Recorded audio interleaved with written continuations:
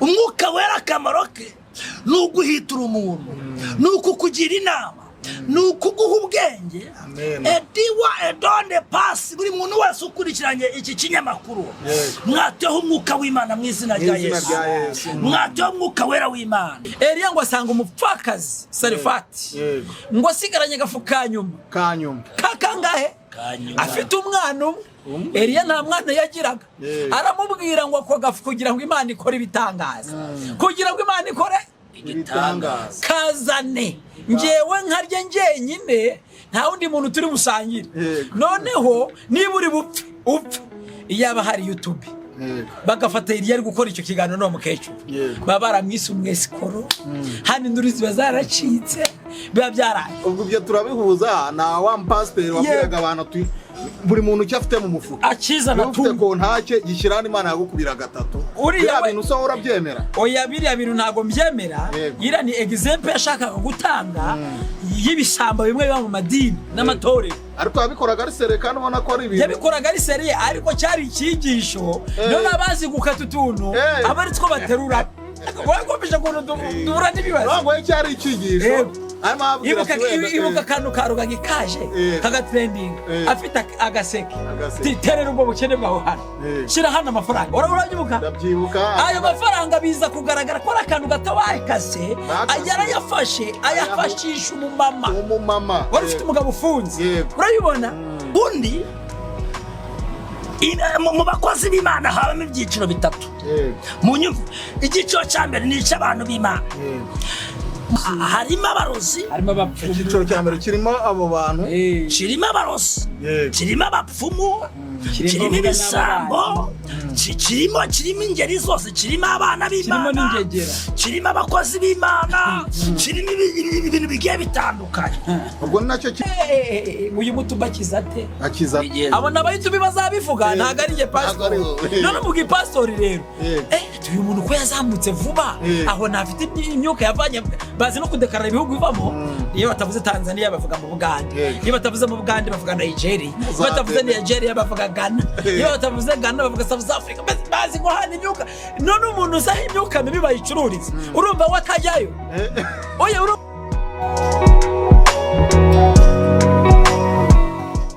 twizera ko mumeze neza mwebwe mwese mukurikirana Ingenzi Media TV aho muri hirya no ku isi twiyatuzana abatumirwa batandukanye. Ariko umunsi twagarukanye n'abakozi b'Imana, n'abakozi b'Imana baje kugira ngo baduhe iby'umwuka tubashe gukura muri roho. Pastor Prophet Moses yewe nanga iby'umwuka ariko n'iby'umubiri ushaka ndabiye. Ushaka kuvuga nabi ubwo twaganira, ushaka kuganira neza turaganira. Impamvu mvuze ngo iby'umubiri muri imihanda hariho n'iby'umubiri. Abantu bo ku Ngenzi Media TV ni babanze rero muduhereza iby'umubiri, mukora iyo subscribe na share na like. Mujye no kagezi TV nanjye ndiyamamarisha, mukore subscribe. Uyu mugabo na Mandiko TV 1 Mandiko TV 1. Ego Prophet Moses ibintu birakaze ivugemo ivugenya kugira. Amazina yanjye nitwa Pastor Prophet Pascal, nkaba ndi umwana w'Imana kandi nkaba nishimiye kuba turi kumwe. Buri muntu wese udukurikiranye mbanje kumusuhuza mu izina rya Yesu Kristo. Amen. Sengera itorero cyangwa se idini yitwa Faith Center, tukagira ministeri yitwa Ingabo za Yesu, tukagira na channel yitwa Mandiko TV 1. Mandiko TV 1 uhageze waduha ubufasha bwa subscribe ukabikora, kandi iyo ni inkunga ikomeye cyane. Tugenda tukurikirana tukaganira mu biganiro bigiye bitandukanye by'iyobokamana, ibiganiro bisanzwe. Imana y'amahoro ibaho umugisha. Amen. Bwana Pastor cyangwa se Prophet Moses, uratubwiye ati ngewe mba hano kuri no mihanda nje kubagaburira ijambo ry'Imana, kubagarura ibyubaka umubiri. Ariko nkunze kukubona mu bintu cyane mu bintu mu minsi ishize nabonye isesengura ko kuri wo bita Papa King ku byari byamuvuzweho cyane kuri Zaburi nshya ndetse n'andi macana atandukanye y'Iyobokamana avuga ko uriya mukozi w'Imana ashobora kubakoresha imyuka mibi bigendeye ku bantu yagiye ahunurira. Umukecuru yavuze ko yahanuriye ko yahumutse ariko bikanga. Biriya bintu wo bihuza ute iyo barimo kugenda bavuga abakozi b'Imana kuriya ubifata ute? Yesu yari gusengeraga yakubaza ikibazo, urizeye? Niba umukecuru atarizeye ngo ahumuke, barabaza iki papa kingi? Ariko se ko byagaragaye ko hari yahavuye yahumutse, baramaje ati se uno muntu yambaye iki? Aravuga ati yambaye umweru, bigaragara ko yarebaga. Ariko nyuma y'indi buryo yabisobanuyemo byari bitandukanye. Hari ibintu bibiri. Kwizera ni kimwe, kuko Imana irakora kandi Imana iratabara. Dufite ikibazo, urumva ngenzi media, dufite ikibazo gikomeye cyuko dufite abakristo bakahebwe bakeneye kujajinga abantu b'Imana, sibyo? Uyu akora n'abadayimoni, uyu ibyo avuga ntabwo ari byo, uyu nguyu ibyahanuye ni ibintu bisanzwe. Mbese bafashe abakozi b'Imana barabaciririkisha ku rwego batikemera Imana kwivuga kwinahari. Mwaraza urugero, iyo uje no kuri imihanda uri gusenga baraseka bagakwengwenyuka ngo uyu muntu ntago ari umukozi w'Imana. Niba bafite metero zipima abakozi b'Imana, niba bafite metero zipima yuko uyu nguyu yari umuhanuzi, ibyo bintu byaranshanze, sibyo? Hari nk'akantu kamwe ngiye kukubwira kageze muri Bibiliya, uzakaganzura witonze n'abadukurikiye bakaganzura bitonze. Eliya ngo asanga umupfakazi Sarefati ngo asigaranye agafu kanyuma kakangahe, afite umwana umwe. Eliya nta mwana yagiraga, aramubwira ngo ako gafu kugira ngo Imana ikore ibitangaza, kugira ngo Imana ikore ibitangaza kazane ngewe nkarye ngenyine, nta wundi muntu turi busangire. Noneho niba uri upfe iyaba hari YouTube bagafata Eliya ari gukora icyo kiganiro no mukecuru, baba baramwise umwesikoro, hano induru ziba zaracitse, biba byaraye. Ubwo ibyo turabihuza na wa pastor wabwiraga abantu buri muntu cyo afite mu mufuka akiza ufite ko ntacye gishyirana Imana yagukubira gatatu. Biriya bintu so urabyemera? Oya, biriya bintu ntago mbyemera. Ira ni example yashakaga gutanga y'ibisamba bimwe biba mu madini n'amatorero, ariko yabikoraga ari sere kandi ubona ko ari ibintu yabikoraga ari sere, ariko cyari ikigisho. None abazi gukata utuntu abari two baterura wagombije kuntu dura n'ibibazo, ngo cyari ikigisho. Ibuka akantu karugaga ikaje kagatrending, afite agaseke terera ubwo bukene bwaho hano, shira hano amafaranga. Urabyibuka? Ayo mafaranga biza kugaragara ko ari akantu gato wakase, ayafashisha umumama wari ufite umugabo ufunze. Urabibona? Aha, bishatse gusobanura ikirere. Abakozi b'Imana barahari kandi bazima. Yego, Papa King rero nge mwemera nk'umukozi w'Imana, asengerwa nari impari, ariko Brazil ntago mwemera nk'umukozi w'Imana. Impamvu urayizi, umuntu wese ujajinga abantu b'Imana. Dawidi aravuga ngo ntago mfite ubushobozi bwo gukora kuri Sawuli, nzarindira imyaka 7 nirangira 42 sorry, Imana imaze kumuvanaho nibwo nzagira icyo muvugaho. Ariko akiriho ari mu bushake bw'Imana, yakora nabi yasizwe n'Imana, yakora neza yasizwe n'Imana. Uzabana ibibazo bari guhura nabyo nugupfobya abakozi b'Imana, bakabafata ukuntu baranabe esikoro, baranabe iby'amafaranga, bari iby'amaturo, ibyabo n'ibiki byose. Iyo bagiye hano dufite abanyarwanda benshi bajya mu bapfumu baratura ntibagakubeshye, ariko ku bakozi b'Imana bagashaka ngo tubasengere ku buntu, ukajya no mu butayo ku buntu, kandi ukaburi bujyayo wanavayo n'iminsi 3 uyibaza utarya, akaba atagira ikintu aguha. Andagiye ku mupfumu amuca miliyoni akayitanga, akamuca ebyiri akagira gute akazitanga. Urumva ikibazo hano kiri? Yego. Niyo mpamvu rero kubera iby'imihanda je nabwiye Brazil nabwani Brazil agomba kwihana. Yari abantu benshi yarabacakaza metero zirahana. Brazil buriya tukavuga ko inyungu wenda bafite muri biriya bintu byo gusenya abafite abantu bamutumye mama we. No tuvuga ngo mu bakozi b'Imana nabo ubwabo hagati yabo hari n'ishyamba. Yego, ishari. Wowe nubona ko twicaranye kuri kamera, ejo ushobora kuba ufite indi kamera iri hejuru y'ingiyi, Imana gwe umugisha, ufite akamodoka gaparitsari cyangwa wanagahinduye. Uyu mutubakiza ate? Abo nabayitubi bazabivuga ntago ari je pastor. None mu gipastori rero uyu muntu ko yazamutse vuba, aho nafite imyuka yavanye, bazi no kudekarara ibihugu bivamo. Iyo batavuze Tanzania bavuga mu Buganda, iyo batavuze mu Buganda bavuga Nigeria, iyo batavuze Nigeria bavuga Ghana, iyo batavuze Ghana bavuga South Africa. Bazi ngo hana imyuka. None umuntu uzaho imyuka mibi bayicururiza, urumva watajyayo? Oya, urumva atajyayo? ajyayo.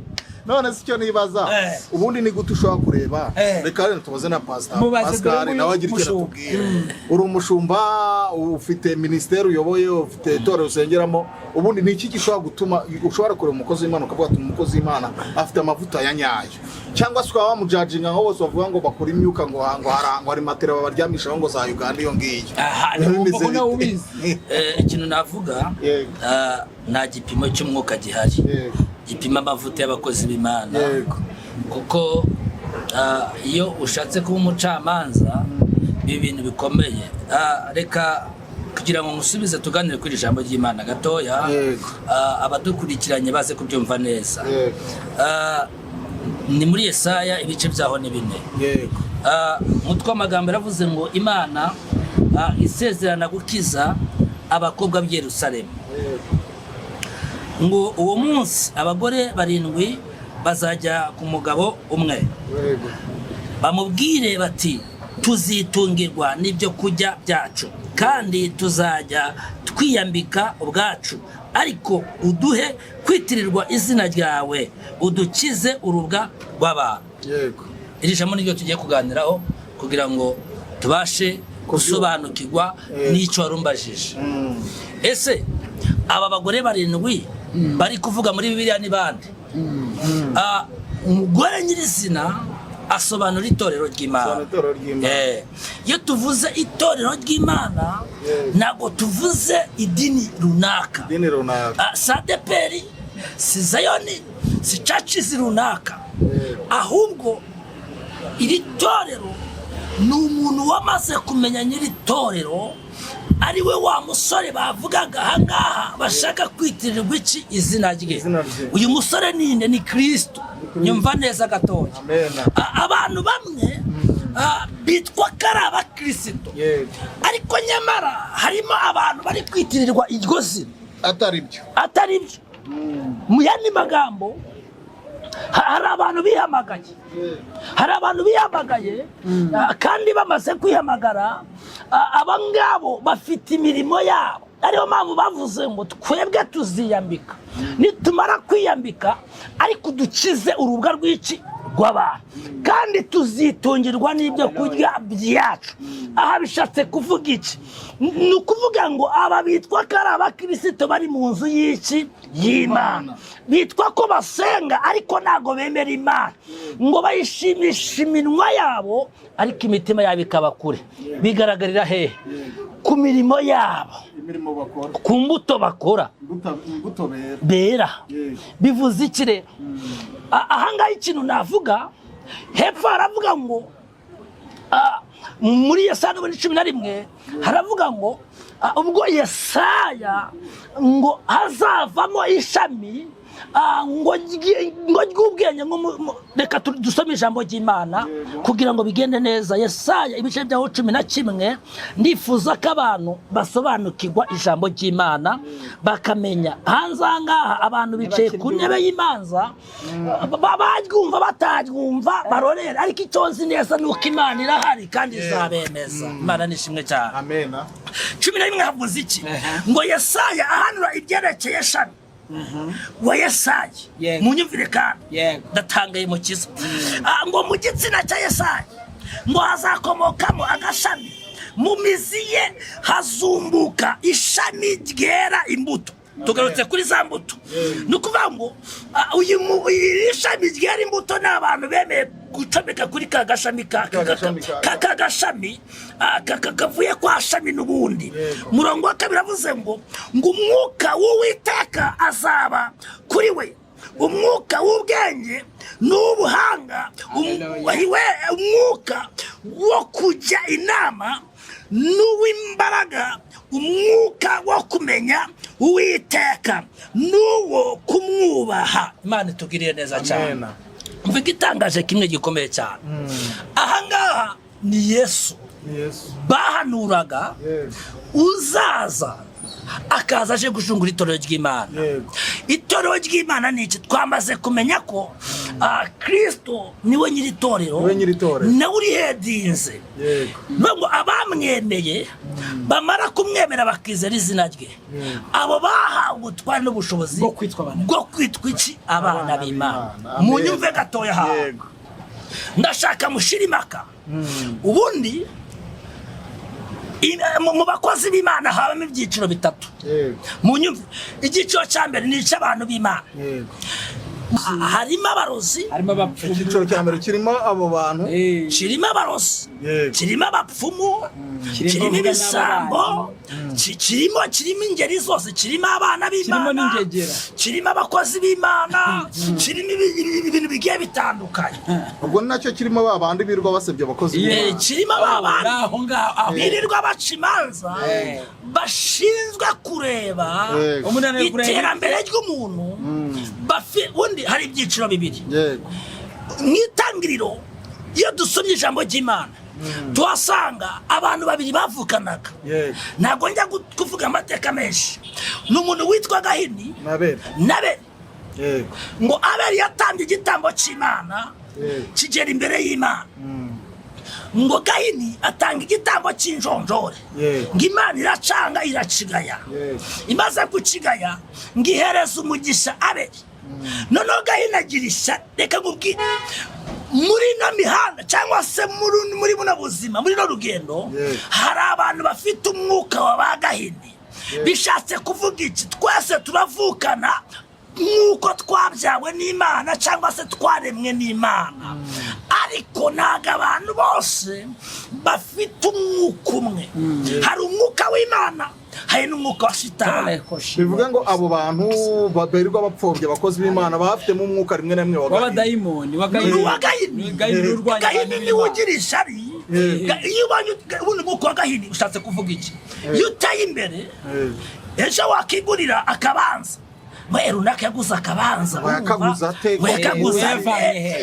agatangira gushaka kumenya buri kintu cyose ariko nyamara hano Imana yaguhaye isezerano ntabwo mwari muri kumwe bishatse kuvuga iki ntabwo yishimiye iterambere ryawe yego nicyo gisobanuro ntabwo wabishimiye iterambere ntabwo bishimiye iterambere ryawe noneho ahangaha kugira ngo asobanure ko abantu baca imanza reka mbabwire ndashaka kubaza abantu bose batuye isi Shitani afite imbaraga ziruta iz'Imana ese ko abantu bumva ko Shitani ariwe ufite imbaraga Imana noneho yaremye isi ikaremwa n'abantu bose ikabashyira mu isi kubera icyo abantu bahereza intebe Satani kuki bumva ko ibyo Satani atanga Imana itabitaha Imana itanze ibirenzeho rero abo bantu bavuga basebye abakozi b'Imana reka nkubwire buri muntu azabasibye abo bantu bahora bakritika abakozi b'Imana buri munsi bavuga bagiye kuzimu bavanye imbaraga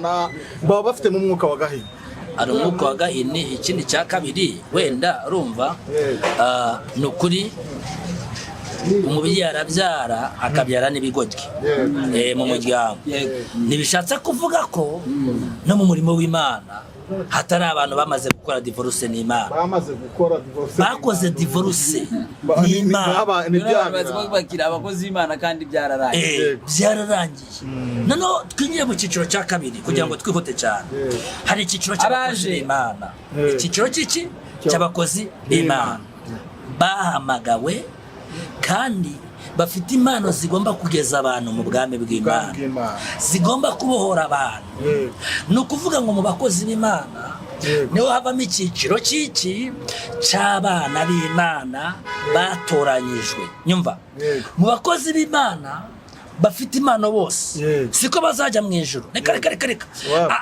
harimo n'abafite imbuto z'abanyakorayiti bihakana kwera kw'Imana rwose noneho aho ngaho niho Imana yaje gutoranyamo abana b'Imana abo ngabo bamaze kwemera Yesu umwami n'umukiza umva ukuntu ijambo ry'Imana rivuga ngo niba muri njyewe amagambo akaba muri mwe musabe icyo mushaka cyose muzagihabwa ni we dosi edrome the seed we edone pass Yohana 14 umurongo wa 15 havuze iki haravuze ngo nimuba muri njyewe bakagenda mu mategeko yanjye haleluya njyewe nzabwira data azabana namwe iteka ryose, kandi si ibyo gusa, azaboherereza umufasha. Umufasha ari we Mwuka Wera. Aravuga ngo ntibishoboka ko ab'isi bamuhabwa. Umva, ab'isi. Umwuka Wera akamaro ke ni uguhitura umuntu, ni ukukugira inama, ni ukuguha ubwenge. Ediwa edonde pasi. Buri muntu wese ukurikiranye iki kinyamakuru, mwateho umwuka w'Imana mu izina rya Yesu. Mwateho umwuka Wera w'Imana. Yego pastor, reka mbashimire cyane. Nishimiye ikiganiro mutugejejeho, ariko ndifuza ko twajya duhura mu biganiro kugira ngo murusheho kubaka abantu bakurikirana Ingenzi Media TV. Yego. In conclusion, wenda mugira nk'ikintu mubwira abakozi b'Imana, munabwira abo bantu bakritika ijambo ry'Imana aho gatoya. Yego. Ubundi reka nkubwire ikintu kimwe. Dawidi yari umukozi w'Imana. Agira umwanzi umurwanya witwa Sawuli. Ariko Imana iba ngombwa ko imugabiza uwo muntu. Aravuga ngo biragatsindwa n'amaraso w'Iteka Imana, gutunga urutoki, gukora ku muntu wasizwe n'iki? N'Imana. Umuntu wavuganye n'Imana, ujye umureba umwitondere.